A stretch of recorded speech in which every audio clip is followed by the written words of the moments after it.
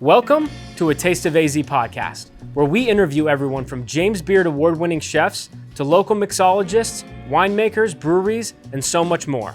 We've got an awesome episode lined up for you today. But before we get into that, head to atasteofaz.com so you can subscribe to our quarterly magazine and email newsletter to find all of the best places to eat and drink around town. Don't forget to follow us on social media. Now let's get into the episode. Okay, so we finally are able to make this happen. Busy schedules for you two, busy schedules for us. We always are looking for a reason to come up to Flagstaff, so I'm sorry it's taken so long, but here we are. Welcome. Yeah, thanks for having me. You just wanted to get out of that heat. I did, yeah. I told my wife I wanted to get away from my wife and kids, but it was really the heat, you know? No, I'm just kidding. I'm excited to be here. You guys are doing incredible things here at Shift. You've been doing incredible things for a long time. Thank you. Individually and collectively. So I'm excited to jump into this and talk about these burgers and everything you guys are doing. So, but let's meet you first. Who are you and what is your role here at Shift? I'm Dara Wong. I'm the owner, owner pastry chef. Yeah. Okay.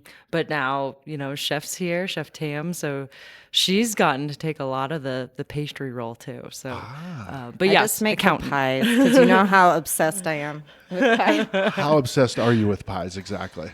I mean, it rules everything around me. Don't you have an Instagram? Yeah. Pies rule. Pies rule everything around me. No, I pies are awesome because people usually see them. They only think of traditional pie, which can be really boring. It's delicious, but it's boring. Sure. It doesn't have to be boring. It can be anything. So I have fun just surprising people every day with different weird pies. And you are? Oh, sorry. If you don't know me, I'm Tamara Stanger. I'm the executive chef at Shift. Excellent. Well, and Tamara was the one who showed me that, because I've always loved food, but I kind of started all of this with the podcasting. I wouldn't say start all of this. Luke and I started all of this together, but me doing podcasting started with beer and had some, I've always been into food, but I'm like, I don't really want to go into that side of things. And not that I thought food was boring, but I didn't think it was as exciting as it is. She helped me realize how cool and exciting and interesting food can be. So, yeah. I tell her all the time, you changed my life. So you changed my whole trajectory in life. So You went to a brewery and it wasn't brewery food. No. That was the problem. For sure.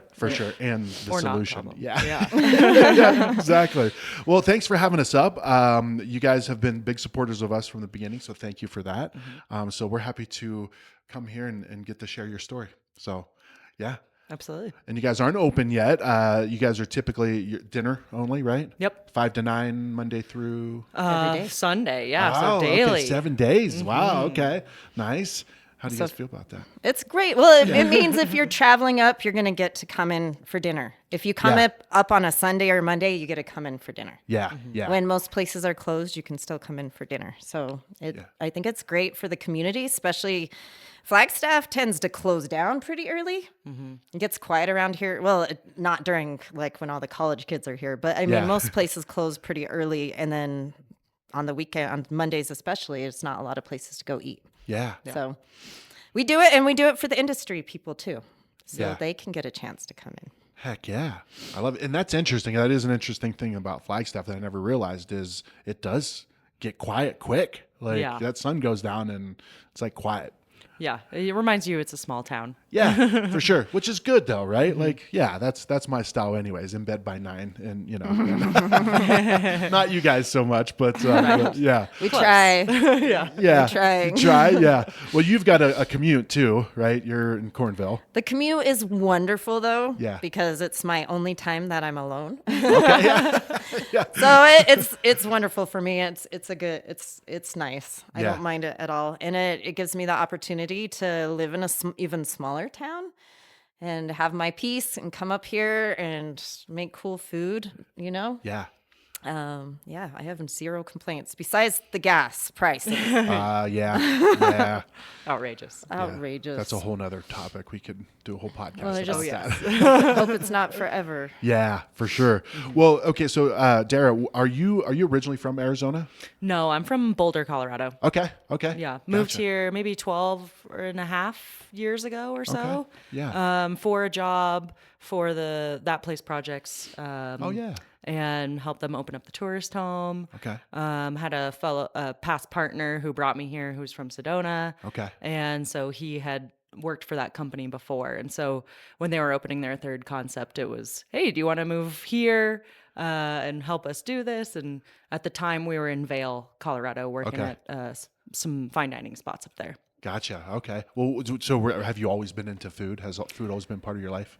Yes, Yeah. in a way. If you were to ask my parents, they would be shocked still that I'm a chef. But Yeah. then you look back on photos when I'm a child and I'm wearing aprons around the house. So I Just you for know, fun? I think that's a projection. But yes, always been into food. Honestly, I thought I was more into hotels, but always Okay. into hospitality. Yeah. Okay. Then when I was working in hotels when I was in college, I realized that there was no creative side for me, Okay. no outlet. And I've always been a really creative person, really been into art, pottery, beadwork, like lots of creative stuff. And so it made sense then to transition into food. Okay. But your original goal was to get into hotels, into hospitality. Yeah. And why is that? Why is that? I think it's so many reasons as far as personal as, how it makes me feel. It's making people happy. Yeah. And then as well as,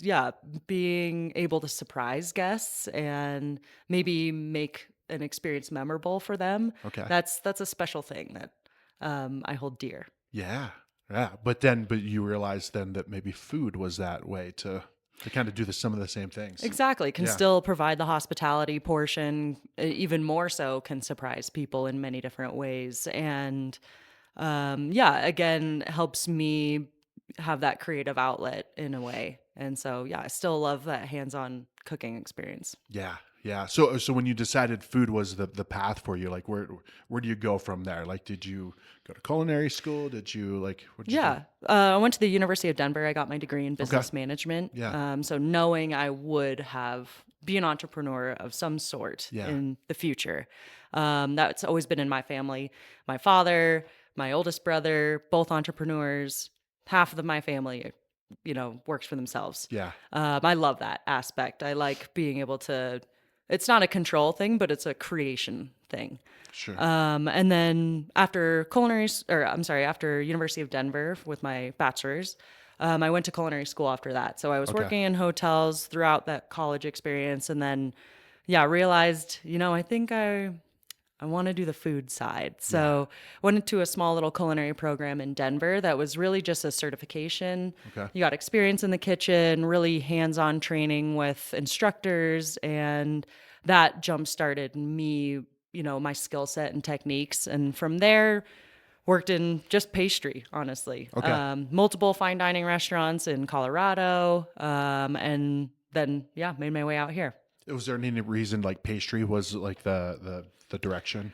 There's a scientific approach to it. Yeah. You still have you get to throw in like some really crazy ingredients every once in a while, but there's a science and the chemistry part where there's equations and following recipes is pretty important. Yeah, and yeah. you can't just, put the butter in when you feel like it. And Yeah. the temperature of the butter matters. And that makes sense for my brain a Sure. lot. Yeah. So that was what attracted me to pastry.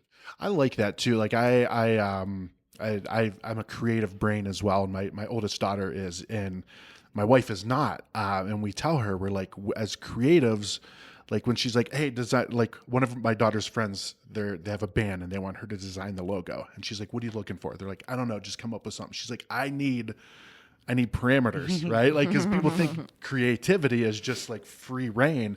It's like, no, I think that the parameters, I think, are essential for creatives, They right? help you be more creative. When you Exactly. have parameters, you actually are way more creative than if you had this open palette. For sure. Yeah. So baking, my wife always jokes. She's like, because I'm like, oh, it asked for a teaspoon of, of cumin, and I'm like leveling it off. She's like, just put some in there. I'm like, no, I want to measure. So she's like, you should bake. She's like, you should bake more. So that attracts me, right? Like that, and then the science part of it, because that's what I loved about beer was like not so much. I don't know, like Jester King, right? The spontaneous fermentation and all that. I geeked out on that stuff. I'm like, that's really cool. Just like wild shit happening, right? Literally, right? Yeah, literally. So when you went to you said the certificate program or the was that just all aspects, like kind of give you a little taste of everything? Yeah, and that's actually where my wine passion came from too, because you did a month in different kitchens. So you had a month where you learned all about wine. We'd go in at 8 a.m., you'd taste 20 wines, you talk about them. That was a really valuable experience too. And then you took a month in the hot kitchen where it was mainly entrees. Okay. A month in pastry, and then a month in the garmager, so cold apps and things like that. So I realized through that experience that I was more pastry focused, just with what I love and my personality. Yeah. But the wine portion really jump started that as well for me with the wine lounge that I opened 4 years ago down the road, and that's a little fun side project. Yeah, we're going to talk about that a little bit. Oh, good. Yeah. Because I was asking Tamara, I was like, is this, her only spot? And she's like, no, she has the wine bar in the gym. And you're very involved with the city of Flagstaff as well. Yes. So we'll get into all of that. I hope you don't mind me hitting you with the hard-hitting questions. Not at all. So, all right, so you're on this path of pastry. How does that start to blossom and you start getting really excited about that direction?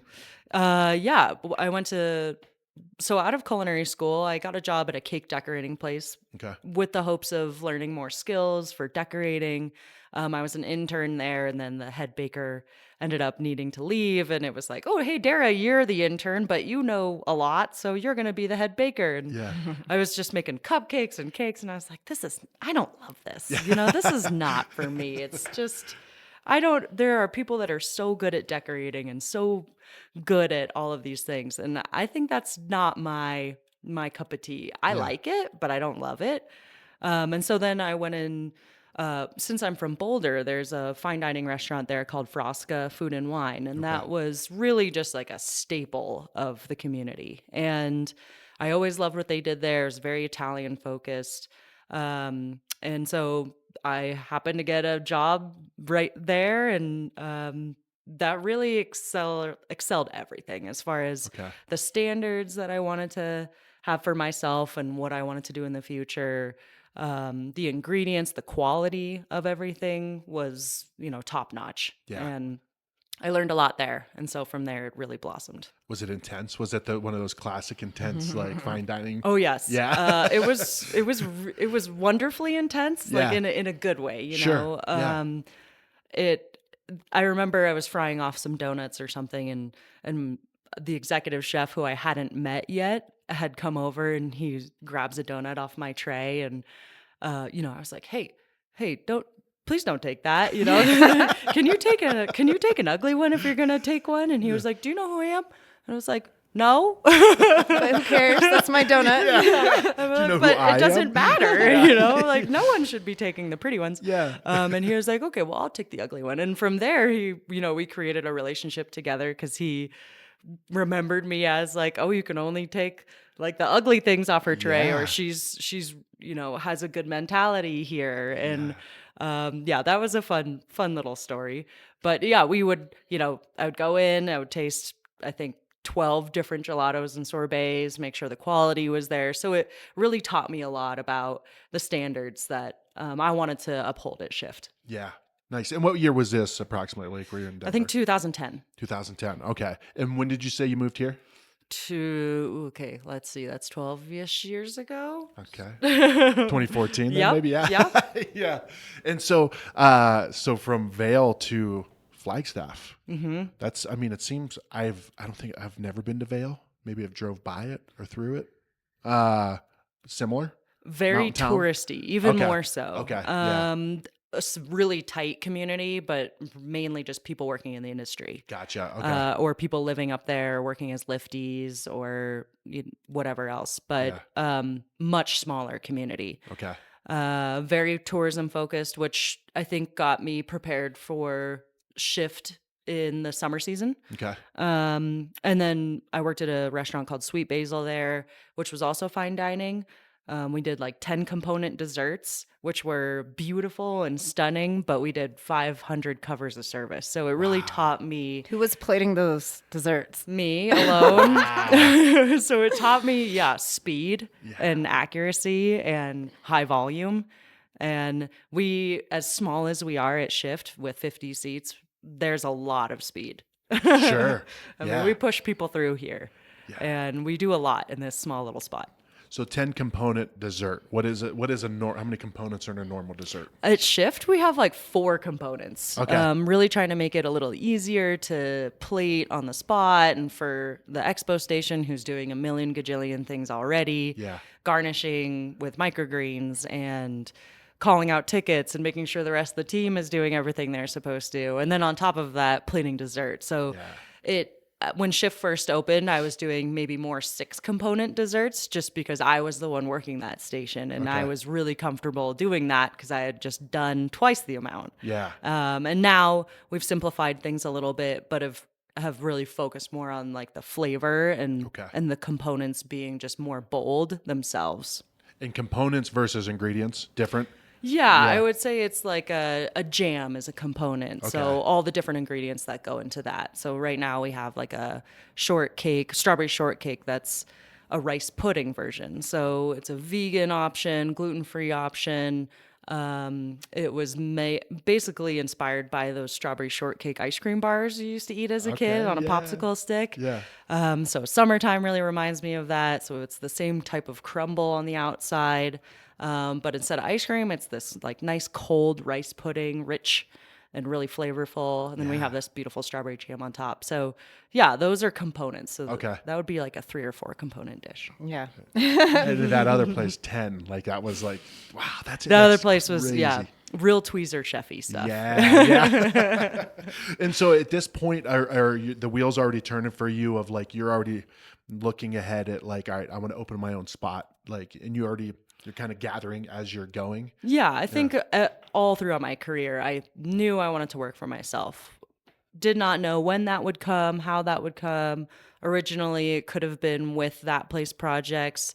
I think we realized, a year and a half into it that maybe we had different visions for places that we wanted to do. And my partner at the time, we built this place from the ground up and had, I think, like 12 different versions of business plans. Okay. But it was always very chef focused. It was the kitchen is open. It's the first thing you see when you walk in. You get to have a chef's counter and talk to all the guests, where you get to have more of that connection with the diner and the kitchen. Because I think a lot of the time we come from kitchens where they're hidden in the back. Sure. And then your food is there right in front of you. And it's the only one that can explain it is the server. So you hope that they even care about the stories of the ingredients. Exactly. There's a disconnect there. And I think that also as a chef, you don't get to see a lot of guest reactions. And there's part of us of why we do what we do is we want to see that. We want that gratification. And when we get to see it in front of us, it's instant and it just keeps us going. Yeah. It's true. Well, and that's so cool too. Like I remember I came up and had dinner at one time, and I was just watching other people and watching her watch other people, and I don't know if they knew that she was staring at them, right? I was staring. No, I'm just kidding. But no, I could see like just subtle type of things, because I know that was one thing that I noticed about like diners, drive-ins, and dives is like always like the chef watching him to take that bite like intently, right? Mm-hmm. So that's when it triggered for me. It was like, oh, okay, this, it's one of those things that's almost like you take for granted that it's happening, right? Mm-hmm. Or you just, I don't know. But I noticed that. So now I'm always watching, and I could see. But I'm not just watching for their reaction. I'm watching to make sure there's not crumbs on their table, and making sure that a plate doesn't get sat on a menu, and making sure they're not sitting there for too long before the next course gets fired. Yeah. I'm looking at a lot of things. Whatever that Because you I were- have the eyes that I can communicate, you Yeah. know, because when it comes down to hospitality, it's not just giving people food and them liking it. Yeah. It's like all those tiny little things that you don't even notice. Our goal, right, is to make sure the customer doesn't even notice we're doing all those things, Sure. Yeah. but they're having a good time. Because Yeah. once they notice it feels like we're doing chores, and they feel like we're doing chores. We don't want it to feel that way. So Yeah. me looking out there is making sure, just like I'm watching my team, making sure they're doing what they're supposed to do, also making sure it's still Yeah. things are nice out there. Yeah. Well, she wasn't staring. I got to clarify that. The whole point was I saw the people eat it and they were like, oh my gosh. And I looked at her and you were smiling. Like I think that's super cool. And having the kitchen right there. I mean, it's fun for the customer because you can see all the stuff that's they going love it. on and you can talk to them and, like, what is that? And like, oh, this is this whatever, right? I don't even have the terminology in my brain to even provide an example. But so you have this idea of what you want this place to be, right? Yeah. These business plan changes, does this all happen before you even opened? Like before you even started? Or was it changing as you were evolving? I mean, both, Yeah. right? They're like through the different versions of Shift before we opened it or before we even started construction, we adjusted it all the time. Yeah.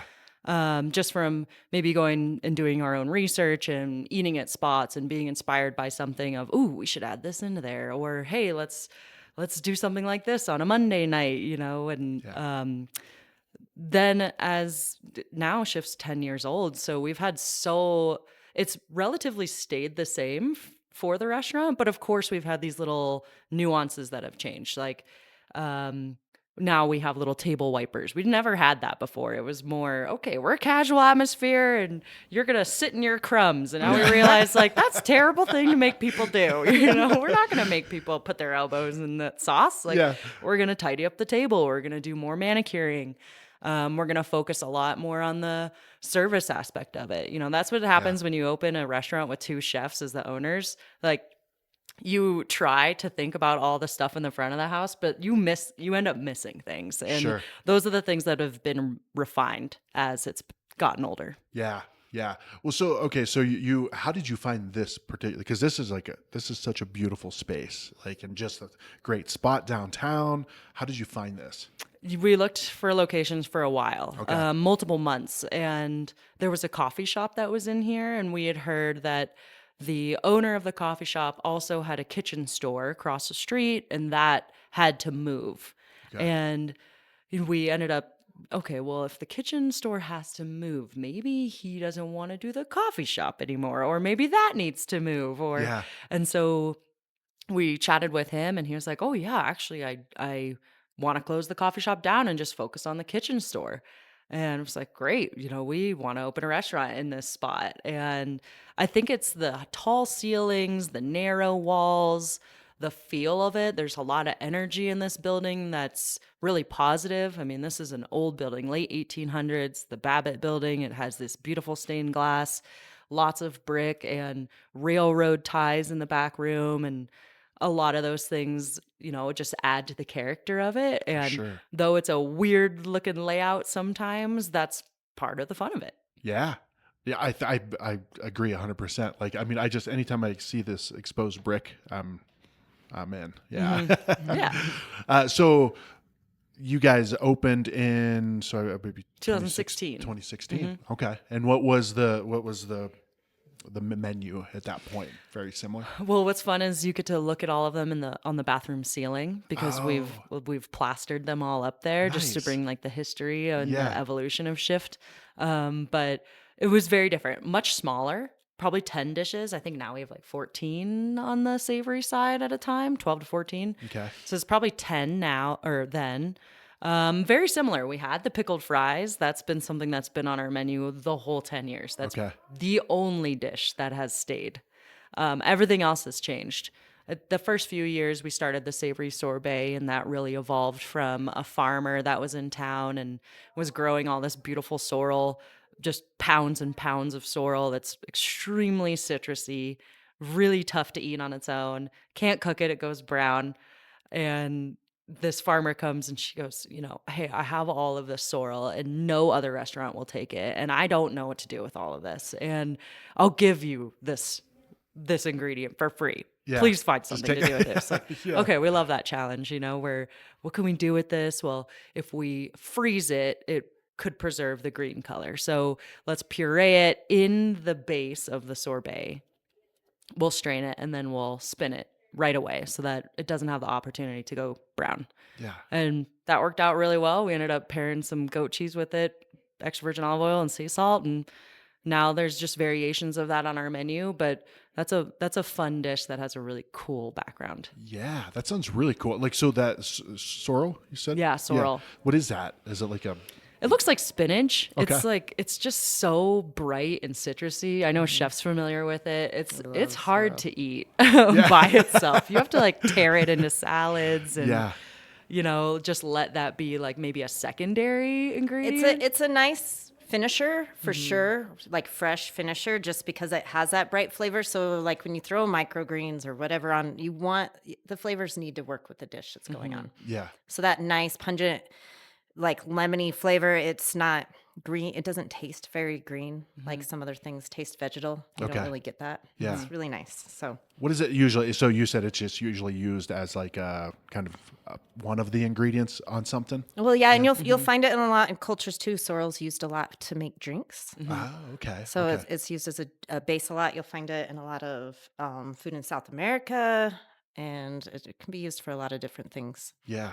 And that's what's interesting too. Like that's one thing that I've learned from her is like, there's like all things that you don't even think could be used for something. People found ways to use that like Absolutely. for a long time. Right. Like, and I won't say you rediscover, but you put it into like your dishes. I like that. I think that adds so much depth to the story of food. Yeah. I mean, that's what's the best part about chef's food is there's always a history about it, or there's always a story behind it, or here's this new Corvina fish dish going on and here's what the sauce is. And it's just so inspiring to be around someone that I'm constantly learning from. Yeah. And of course her flavors are incredible. I mean, there's so much complexity to everything that she does, but the education portion is something that we match on really well. We're very passionate about teaching people about food and where things come from. And so that is such a great addition and extension of Shift. Yeah. Well, we're gonna hit you with the questions now. We're gonna take a quick break and then we're gonna come back and talk with Chef. Oh no. A real quick reminder, head over to atasteofaz.com and subscribe to our email newsletter. Also, subscribe to A Taste of AZ magazine and get it shipped right to your door. Now let's get back into today's episode. Okay, so Tamara, Yeah.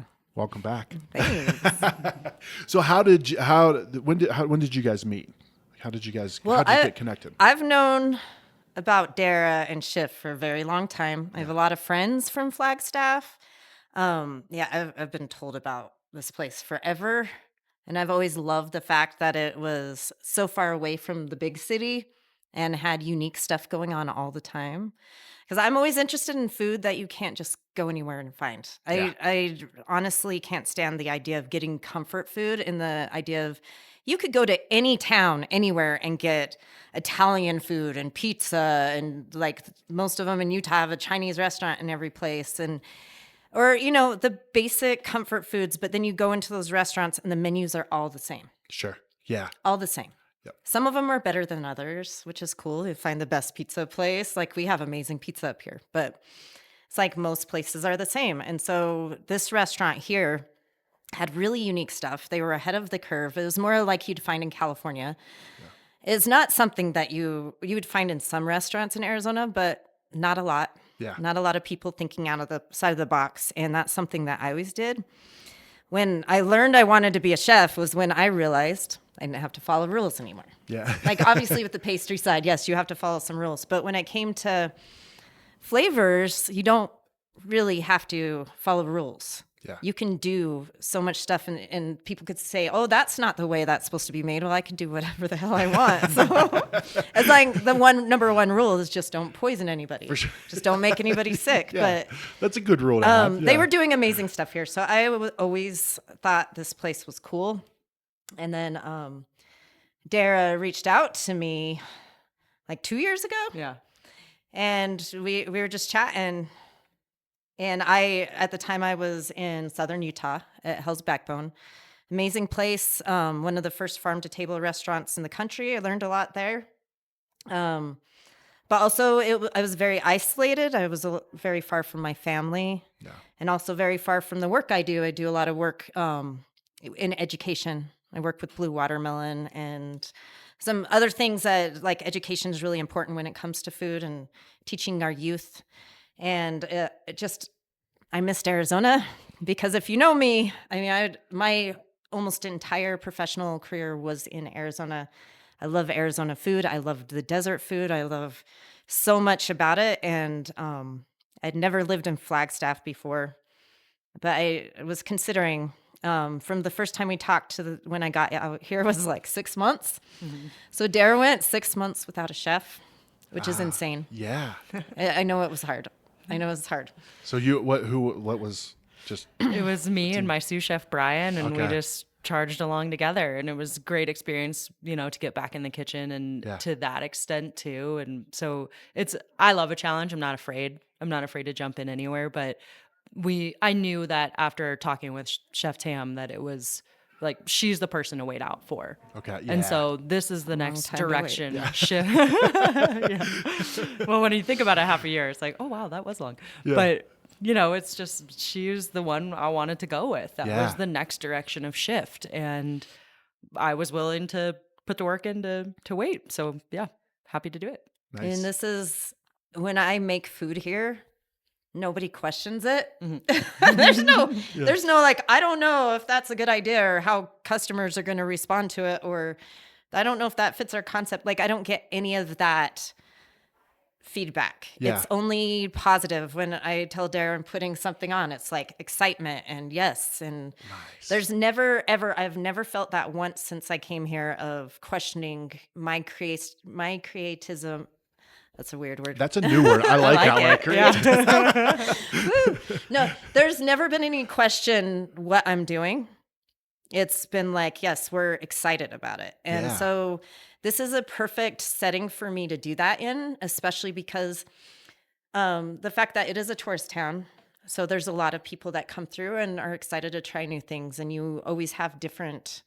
It's not like in one town where people get bored of something and then they want to go back to that comfort food. It's a lot of people that are excited to try new stuff. And I don't know, I also, my brain has to constantly be creating. So the fact that I can change things whenever I want. I've never been big into the idea of seasonal changes where you change an entire menu every season, because for me, that's not sustainable. Okay. Yeah. Not everything that you get from different seasons is available all at the same time. Sure. Yeah. Like, especially in Arizona, where we really only have 2 seasons, yeah. hot and not hot for a little bit of time. But like, it's more sustainable to change with the specific ingredients or ideas than to change everything. And so we gradually change stuff, some things very often. Mm-hmm. And it's fun that way because it gives us, we're very about zero waste here. We're not at zero waste yet, but we are daily striving. So something Dara did before I got here has been, how do I utilize every ingredient and don't waste anything? I've always believed in that too. So coming in here, we're doing it together. And that idea of sustainability is like, it's time for things to change also when we don't have a ton of leftover ingredients. That's just going to go to waste. It can be really hard to use things. I have some dry ingredients I have a hard time getting through, but we really care about, feeding people things, but also not wasting things. And it's not like giving people trash, like, here's some peels off something that can't be used, so let's throw it. We don't do stuff like that. That goes to the chickens or into our compost. We compost, we feed animals. So like, no food goes in the trash at all. But it's like, we have these stems from these herbs and they taste great. So this is going to go into sorbet. Or we have this leftover stuff like we're going to use it for something and we're going to utilize that. And so it's fun too, because some of our dishes evolve because we have these ingredients. We don't know what to use it for yet, but then they're like, oh yeah, I'll make this new dish. But then we have to order more of this ingredient. Yeah. And there's some things that I've done that with that now can never go away, like our duck taquitos. Oh, yeah. I wouldn't say the most profitable, maybe, but we've sold more taquitos than anything else ever since I've been here. Okay. Yeah. And the that duck one came specifically. Yeah, that came about because we did an event. I roasted a bunch of duck legs. I had extra duck legs. I was like, I'm going to make taquitos because I love taquitos.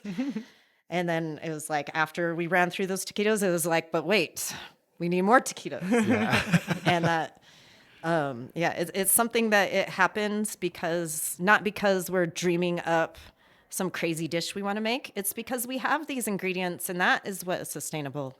We're going to do something thoughtful with it. We're going to make good food with it. That helps us too in a town that has extremely high operating costs. Like Flagstaff is one of the highest in the country for operating costs. Most people don't even want to come start a restaurant business here because it's insane. And meaning like rent and like what all every falls variable, in. which Yeah. Dara could probably. Yeah, there's rent, there's labor. I mean, our minimum wage is one of the highest in the country. Oh, wow. And if you think about a entry employee being at $18.35, which it is right now, then everyone else is higher than that, right? You Sure. have line cooks that have been doing it for longer. You have your management staff. You have your middle management with sous chefs and assistants. And yeah, all of that, has some variable, right? Cost of goods. It's more expensive to get food up here because of the travel time from Phoenix or wherever it's coming. We're a little more secluded. So even maintenance, if you have to fix an oven, you're paying another $150 just to get someone up here. To look at it even. Yeah. Wow. So the costs are really high. And so when it comes to us and thinking of our food, the only way we can even offer food in a certain price point, and we have to be really smart about it. I've always loved things like offcuts or things that people don't normally utilize. That's more exciting to me. Yeah. So What a great shift to have too, right? I just like, I don't want food to ever be boring. And Yeah. for me, it's incredibly boring if it's something you can find everywhere. For sure. It should be an adventure. It's like when you decide to go travel and go visit places, would you really go choose a city that is like every other city? Yeah. Like, would you really go spend all this time and money to go someplace and have like something that you can expect anywhere? No. So why should food be like that too? For sure. Food is one of the only things we own that when you eat it, it becomes part of you. Yeah. Like that's one of the only things you actually pay for that becomes part of your body physically. It's special. It's something, it's the universal language. It's the thing that makes us feel good. It's the thing that keeps us alive. Like food's special, shouldn't be boring. I love the thoughtfulness. I always love, and I love the stories because somebody grew that food. Somebody harvested that food. That food traditionally was made a certain way. It like fed cultures for how many thousands of years and what way it was special for ceremonies. Like all these things are really important. When we forget about the stories of the food, food's not really important anymore, and it's something we just consume. And the problem with culture in America and everything right now is mainly our food is poisoned. Our food is, your choices aren't much. You go into a grocery store, show me where the real food is. Yeah. It's really disappointing to go in most stores and see everything processed, packaged with these ingredients that your brain doesn't even recognize as food anymore. I want to make food that makes you feel good mentally, physically, spiritually. All of those things I think you can get with food. And so where do we get our food from? Like, yes, food is hard to get up in Flagstaff. Luckily, we have the ability to work with a lot of small farmers here, thanks to co-op programs and other things.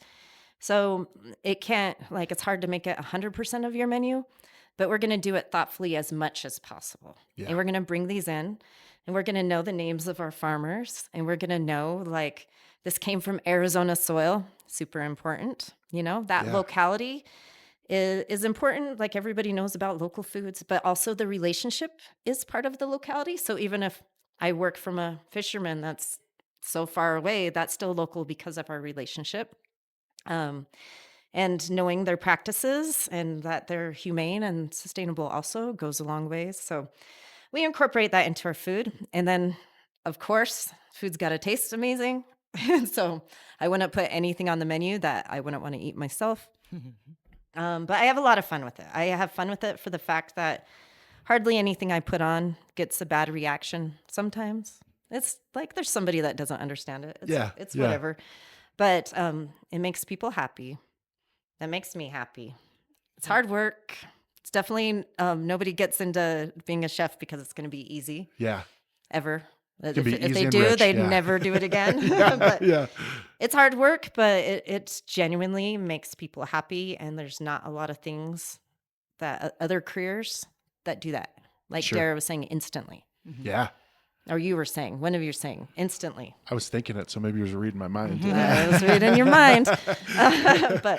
But yeah, it's I love it here for the fact that I get to do the things that keep me healthy mentally, like, and that's creating, and that's doing something that's worthwhile and not wasting my time. And so I've talked about this a million times, but the 10,000 hour rule of becoming a master of something is doing something 10,000 times repetitively, or 10,000 hours of work makes you a master. But if you're lazy and you don't give a shit, you become a master of lazy and don't give a shit in everything you do. Yeah. And that's why it's like, if I'm going to take my time to do something, I'm going to do it the way I want to do it. And I'm going to do it very well. And I'm going to make it meaningful. And here I get to do that. And I have all the support. Like, honestly, it means a lot to be able to do it and not feel like, oh, I'm doing something wrong here. Yeah. No, it's been wonderful. Flagstaff it's a little bit different than Phoenix because we're on the mountain. Different foods grow up here, but also the traffic is just as bad on some days. Yeah. But it's just a different community. But everybody I know, all my friends come up here. Like, we're so close and so far away. It's I don't know. It's a really interesting place, and there's a lot of history here.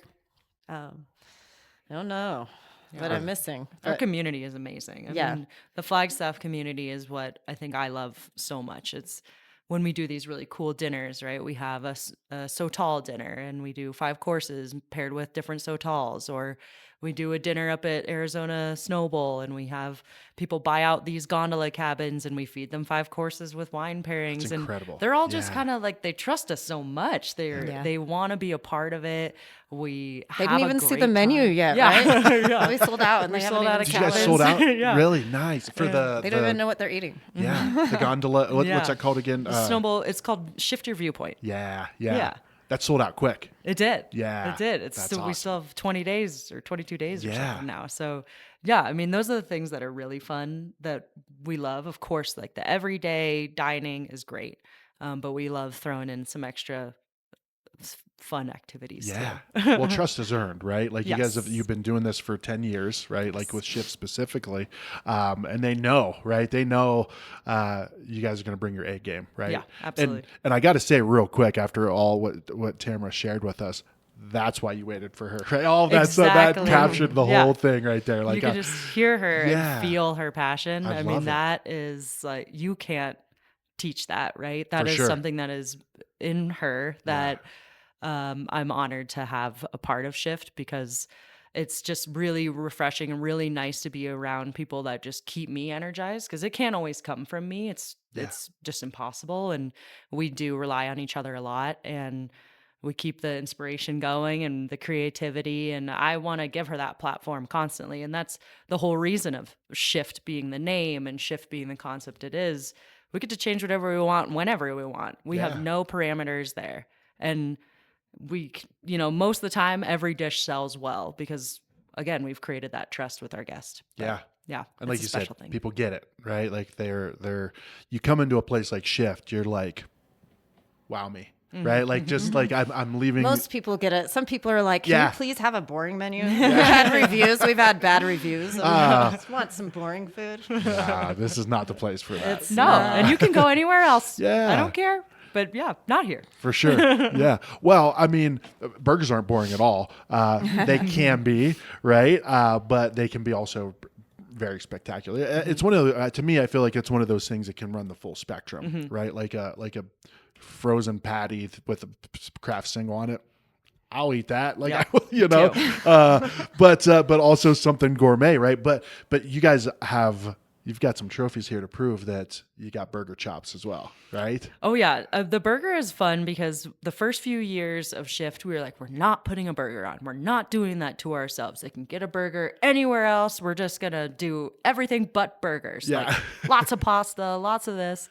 But then we started the late shift, which was a late night, basically service that we did on Fridays and Saturdays where you could come in at 10 p.m. to 1 in the morning, and we had live music and we had a really small menu. The burger was one of the things on that menu, and people just kept coming in for it. I mean, we were selling out of burgers. We were jam packed, and it was like, oh man, maybe we need to put this on our normal menu. Yeah.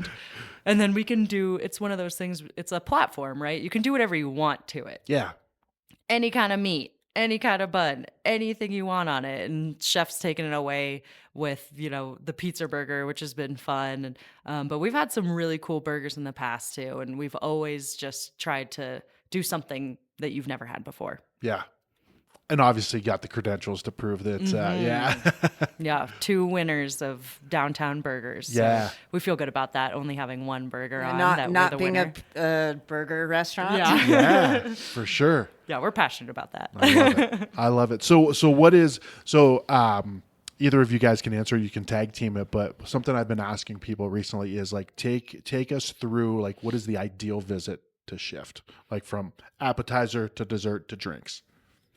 Okay, I'll start. So you walk in the door, right? You're greeted with friendly smiles. We want you to feel like you're in a lively, energetic restaurant.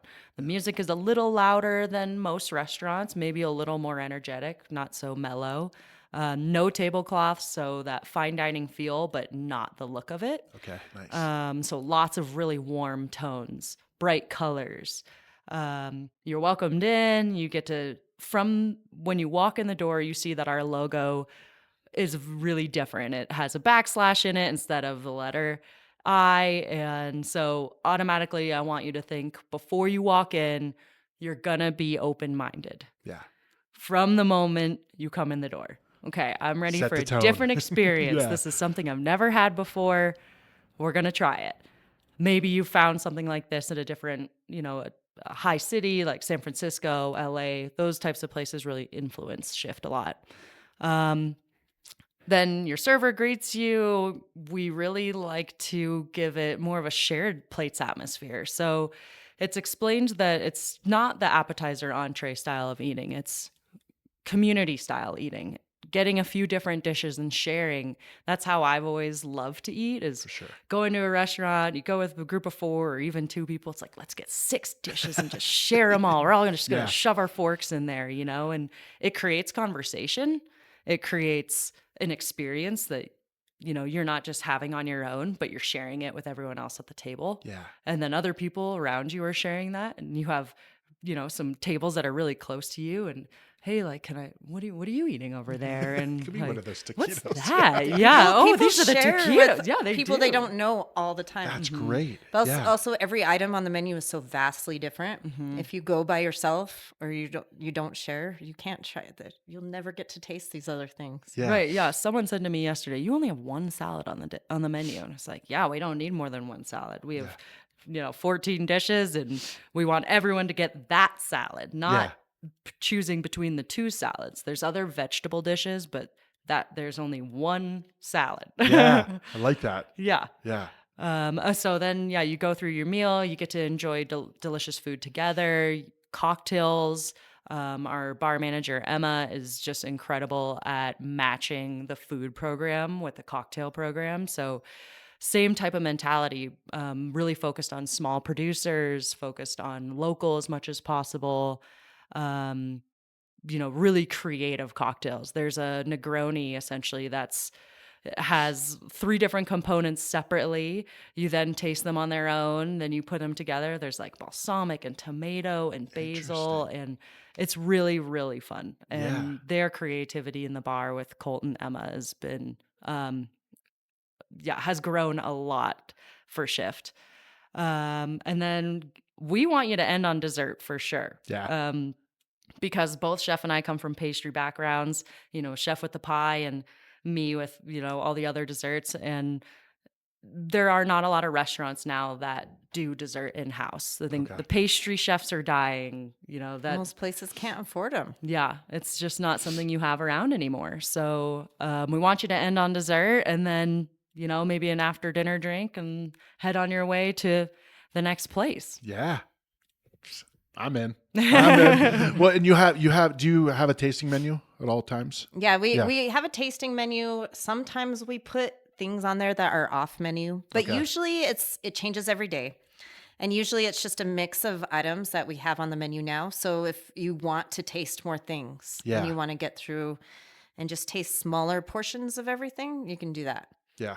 And so it's really good for like your first time in, because you don't know what to pick. So we actually curate that for you, so you don't have to pick yourself, because sometimes it can be really overwhelming. For sure. There's people that will read the menu and be like, I have no idea what that is. I have no idea what that is. And so like if they're intimidated, it helps them kind of decide on what they want. There are people that will come in and get it every single time. Yeah.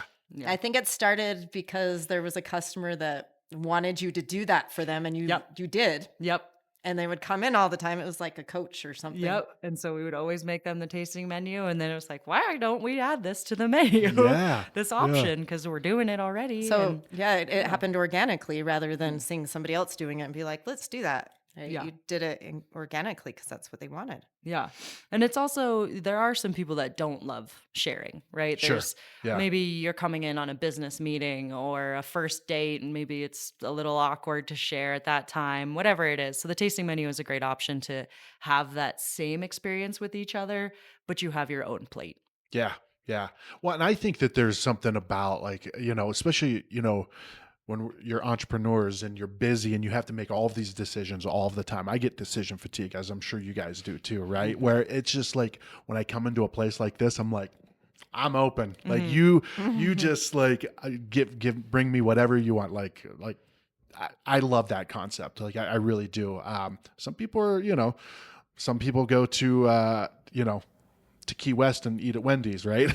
So my friend got married down, it was like 10 years ago, and his parents, we were like riding our scooters through, and I'm like, that's your mom and dad. His mom and dad went to Wendy's. They came all the way from Ohio and went to Wendy's, right? So there are, but that's not the Shift crowd. The Shift crowd is people like that want to experience something, to be,